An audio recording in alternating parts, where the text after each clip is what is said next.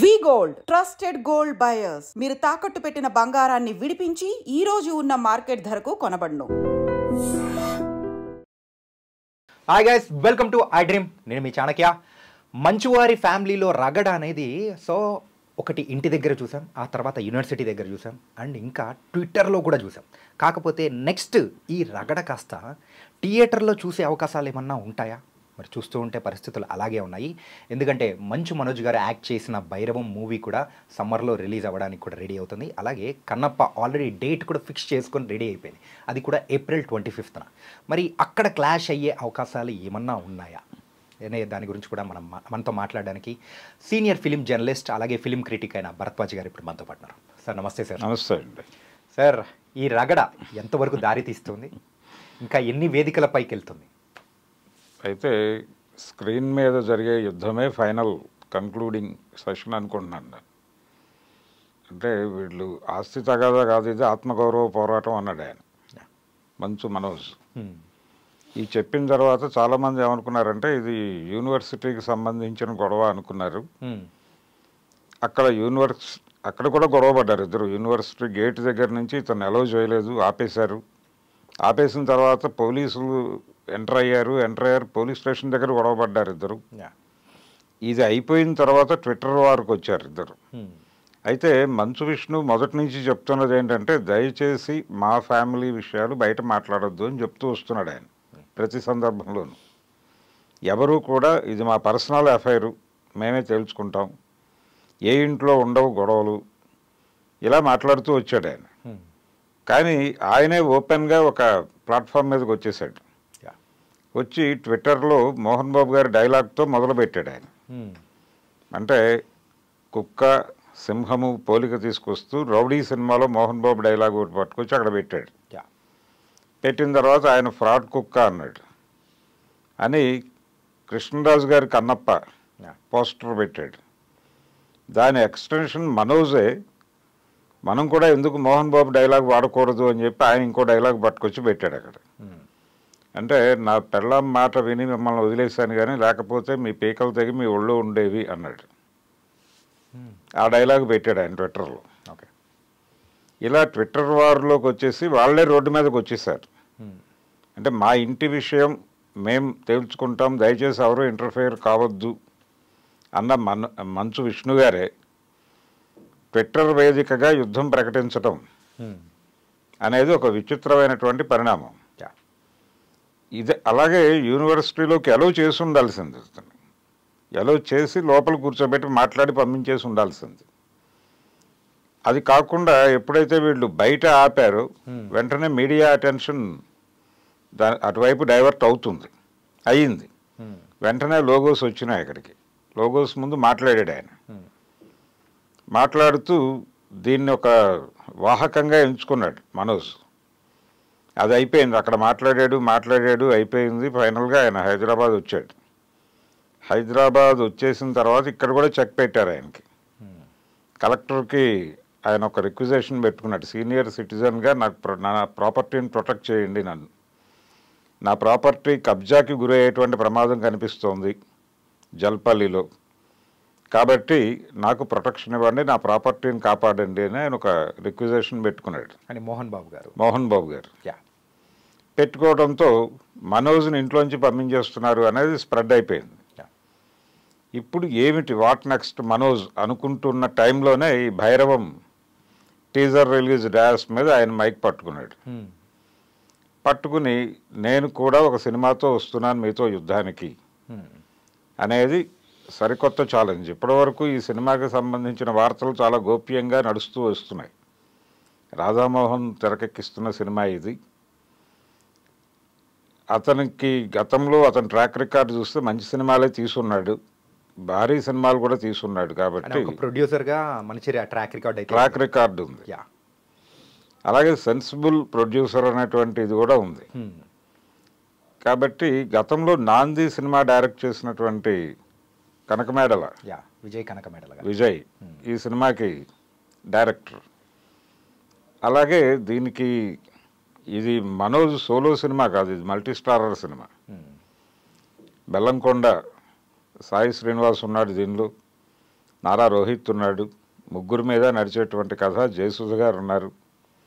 ఇలా ఏ విధంగా చూసినా కానీ ఇది వెల్ డిజైన్డ్ ఫిల్మ్గానే కనిపిస్తోంది. అలాగే ఒక ఎమోషనల్ డ్రామా ఉంది దీనిలో, యాక్షన్ ఉంది, ఎమోషన్ ఉంది, సెంటిమెంట్ ఉంది, అన్ని సమపాళ్ళలో కలిపి ఈ ముగ్గురుతో కథ నడిపించేటువంటి ప్రయత్నం. ఇది ఆల్రెడీ తమిళ్లో రిలీజ్ అయ్యి వండర్ఫుల్ హిట్ అనేది కూడా అందుకుంది సార్. అవును, రీమేకే. ఎస్, అంటే రాధామోహన్ అనగానే అది తమిళ నుంచి తీసుకొస్తున్నారనే విషయం అర్థమైపోతుంది. కాబట్టి ఈ రీమేక్ అంటే రీమేకులకి కాలం చెల్లిన రోజులు ఇవి.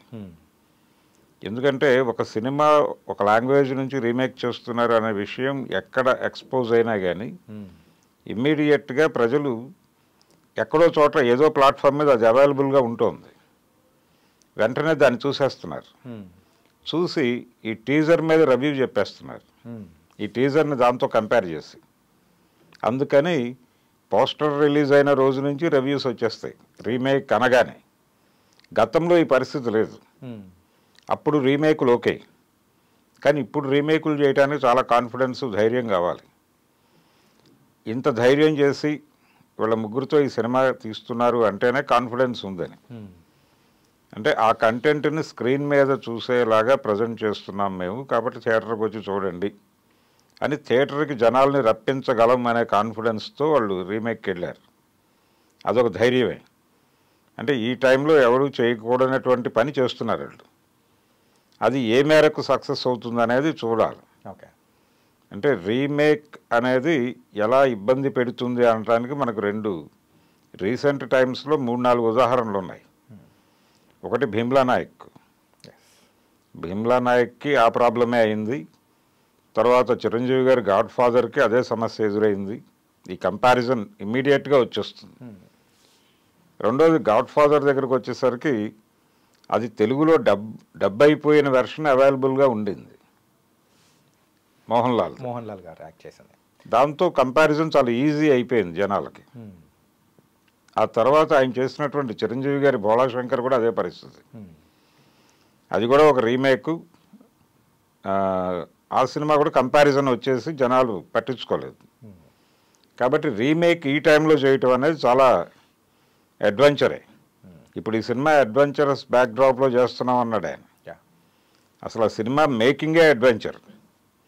మరి ఈ అడ్వెంచర్ని ఎలా వాళ్ళు చేయగలరు అంటే చేస్తారు. ఆల్రెడీ అయిపోయింది, టీజర్ వచ్చేసింది.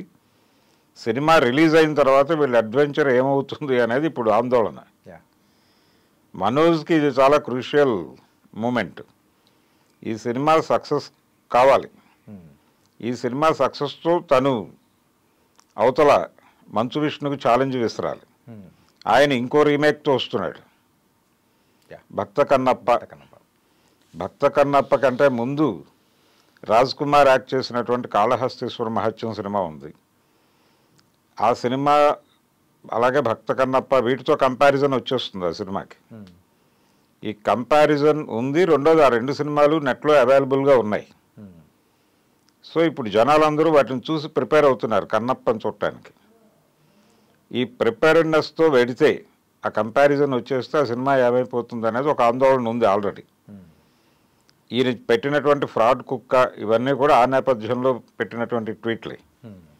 సో అదొక కంపారిజన్ ప్రాబ్లం ఉంది, దీనికి ఒక కంపారిజన్ ప్రాబ్లం ఉంది. ఒకే ప్రాబ్లంతో మళ్ళీ ఇద్దరు అన్నదమ్ములు స్క్రీన్ మీద యుద్ధం చేయబోతున్నారు. ఎవరు ఏ కంపారిజన్లో గెలిచి విజయం అందుకుంటారో చూడాలి. ఇదేమో ఆయన ప్రొడ్యూసర్ కాదు, కేవలం నటుడు మాత్రమే. అక్కడేమో ప్రొడక్షన్తో సహా టోటల్ రెస్పాన్సిబిలిటీ మంచు విష్ణుది. ఆ సినిమా మీద భారీ అంచనాలు అయితే ఆయనకున్నాయి. ప్రజల్లోకి తనలో ఉన్నటువంటి ఎమోషన్స్ని ప్రజలకి పంపు చేయడానికి ఆయన రకరకాల తిప్పలు పడుతున్నాడు. ఏ మేరకు విజయం సాధిస్తాడు అనేది సినిమా రిలీజ్ అయిన తర్వాత కానీ చెప్పలేం. సో జల్పల్లిలో మొదలైనటువంటి యుద్ధం నిజానికి జల్పల్లి కంటే ముందే మా బంధువులను ఎవరినో ఆయన మనుషులు కొడుతున్నారు అని ఒక వీడియో సోషల్ మీడియాలో పోస్ట్ చేశాడు ఆయన, మనోజ్. అక్కడ మొదలైంది. అక్కడ మొదలైన అన్నదమ్ముల సవాల్ ఇలా రకరకాల వేదికల మీదుగా ప్రసారం మొదలెట్టి ఇప్పుడు తెర మీదకి చేరింది. థియేటర్లోకి రాబోతుంది. థియేటర్లో కొట్టుకోబోతున్నారు ఇప్పుడు. రెండు సమ్మర్ రిలీజులే, డేట్ క్లాష్ వస్తుంది కానీ వాళ్ళు ఏప్రిల్కి వెళ్ళారు, వీళ్ళు ఇంకొంచెం ముందు వచ్చే అవకాశం ఉంది. కాబట్టి దీని రిజల్ట్ వచ్చేసిన తర్వాతే, తమ్ముడి సినిమా రిజల్ట్ వచ్చాక అన్నగారి సినిమా రిలీజ్ అవుతుంది. అయినప్పటికీ కంపారిజనే, పోటీనే. ఓకే, ఎవరు గెలుస్తారు అనేది ఇప్పుడు తెర మీద చూసుకోండి అని చెప్తారు. అలా కంక్లూడ్ అవుతుంది అనుకుంటున్నాను, థియేటర్లో కంక్లూడ్ అవుతుంది. కన్నప్ప విషయానికి వచ్చేటప్పటికి అది రీమేక్ అయినా కానీ, సో ఇప్పుడున్న జనరేషన్కి తగ్గట్టు ఆ స్టోరీ మార్పులు కానీ, అండ్ పెద్ద పెద్ద స్టార్స్ని, ప్రభాస్ గారిని అండ్ అక్షయ్ కుమార్ గారిని, వీళ్ళందరినీ పెట్టుకొని చేయడం అనేది కూడా ఒక యాడెడ్ అడ్వాంటేజ్ అయ్యే అవకాశాలు ఏమన్నా ఉంటాయి. యాడెడ్ అడ్వాంటేజ్ అనేది ఒకటి. రెండోది, గతంలో వచ్చినటువంటి సినిమాల్లో ప్రస్తావించని అంశాలని మేము ఈ సినిమాలో చెప్పబోతున్నాం అనేది ఆయన చెప్తున్న మాట. ఓకే, అంటే ఈ తిన్నడు అంటారు కన్నప్పని, ఈ తిన్నడి జీవితాన్ని మేము ఎక్కువ చూపించబోతున్నాం. ఓకే, అలాగే మహాభారతంతో లింక్ ఉంది ఈ కథకి, దాన్ని మేము ఎస్టాబ్లిష్ చేయబోతున్నాం. ఇది ఇందుకోసం అని చెప్పి మా సినిమా వాటికంటే కొంచెం ప్రత్యేకంగా ఉండే అవకాశం ఉంది అనేది ఆయన చెప్తున్న మాట. నిన్న బెంగళూరులో జరిగినటువంటి ప్రెస్ మీట్లో కూడా అదే ప్రస్తావించాడు. ప్రస్తావించి మేము ఇంకొంచెం లోతుల్లోకి వెళ్ళాం, ఇంకొంచెం రీసెర్చ్ చేసాం, కాబట్టి కొత్త విషయాలు చెప్పబోతున్నాం, ఆ గతంలో వచ్చినటువంటి సినిమాల గౌరవాన్ని నిలబెట్టే ప్రయత్నం చేస్తాం అని చెప్తున్నారు. అది ఆల్రెడీ జనాలు అన్ని వైపులా దృష్టి పెట్టేస్తున్నారు. ఇప్పుడు ఒక మాట బయటకు వచ్చినా, ఒక సన్నివేశం బయటకు వచ్చినా, లేదు ఒక చిన్న స్టిల్ బయటకు వచ్చిన, మేకప్ స్టిల్ బయటకు వచ్చిన క్షణం నుంచి రివ్యూలు మొదలైపోతున్నాయి. ఇది చాలా క్రూషియల్గా ఉంది. ఇప్పుడు ఆల్రెడీ వాళ్ళు కాజల్ గారి ఫోటో ఒకటి బయటకు రివీల్ చేశారు. రివీల్ చేసిన తర్వాత దాని మీద విపరీతమైన చర్చ నడిచింది బయట. అంటే ప్రస్ఫుటముగా కనిపించేలాగా బొట్టు లేదు అనే దగ్గర నుంచి మొదలుపెట్టేసి మన వాళ్ళు అంత కీన్ అబ్జర్వేషన్తో రివ్యూలు చేసేస్తున్నారు. అలా ఏ పాత్రని ప్రదర్శించినా, ఇప్పుడు శివుడి గెటప్ రివీల్ చేశారు, దాని మీద కూడా రివ్యూలు నడుస్తున్నాయి. ఆయన కాస్ట్యూమ్ ఏమిటి అంటే శివుడు జంధ్యం వేసుకుంటాడా లేదా, ఆ దగ్గర నుంచి చర్చ జరిగిపోతుంది సోషల్ మీడియాలో. సో వీటన్నిటికీ అక్కడ సమాధానం చెప్పగలగాలి ఎమోషనల్గా సమాధానం చెప్పిన తర్వాత వీళ్ళందరూ కన్విన్స్ అయిపోతారు ఆటోమేటిక్గా. ఆ ఎమోషన్ తెర మీద పండితే చాలు. ఓకే, అది అవుతుందా లేదా అనేది సినిమా రిలీజ్ అయిన తర్వాత మాత్రమే తెలుస్తుంది మనకి. నైస్ సార్, మొత్తానికైతే ఈ సమ్మర్లో అన్నదమ్ముల సవాల్ అనేది మనం చూడబోతున్నాము థియేటర్లలో. నైస్, అన్నదమ్ముల సవాలే అది. Thank you so much sir. అన్నదమ్ముల సవాల్ అనేది పెద్ద హిట్ సినిమా ఆ రోజుల్లో. కృష్ణ రజనీకాంత్ యాక్ట్ చేసింది కాబట్టి ఆ రేంజ్ సక్సెస్ అవ్వాలని కోరుకుందాం. ఇద్దరూ సక్సెస్ అవ్వాలి, ఇండస్ట్రీ మొత్తం బాగుండాలి. వీళ్ళ ఆస్తి గొడవలు, ఇతర గొడవలు కూడా సెటిల్ అయిపోవాలి. అదే మనం అందరం కోరుకుంటున్నాం. హ్యాపీగా ఉండాలి. Thank you thank you.